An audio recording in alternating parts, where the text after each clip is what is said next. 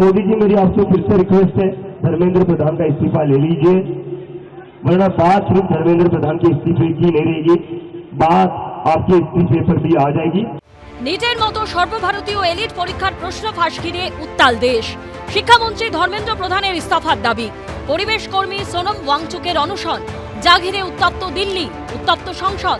এরই মধ্যে বুধবার রাতে পুলিশের সঙ্গে বিক্ষোভকারীদের সংঘর্ষে নতুন করে উত্তপ্ত হয়ে ওঠে দিল্লির যন্তর মন্তর চত্বর।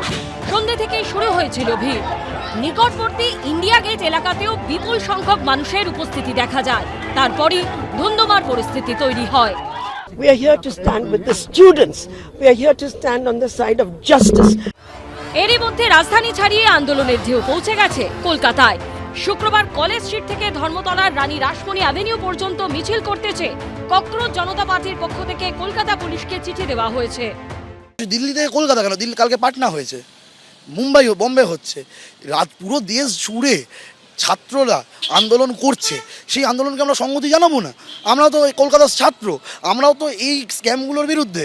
কেউ যৌক্তিক আন্দোলন করলে সরকার সেটা দেখবেন, কিন্তু অন্য কারো কোনো উদ্দেশ্য থাকলে বিনা নির্বাচনে সেটা সম্ভব নয়, এটাও মাথায় রাখতে হবে।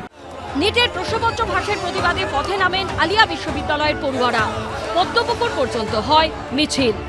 আমি নিজে একজন নিট অ্যাসপিরেন্ট, আমার পেপার খুব ভালো যায়, আর আমি এটাও জানতাম যে হ্যাঁ হয়ে যাবে, কিন্তু তারপরে 21 তারিখের পরীক্ষা খারাপ যায়। কারণ কি, আমাদের ডিপ্রেশন হয়, আমাদের স্ট্রেস বাড়ে, সেগুলোর দায়বদ্ধতা কে নেবে? এই আন্দোলনে আমি এই আন্দোলনের সাথে আছি। আন্দোলন চলবে যতদিন না আমাদের শিক্ষামন্ত্রী ইস্তফা দিচ্ছেন, আমরা এই আন্দোলন চালিয়ে যাব।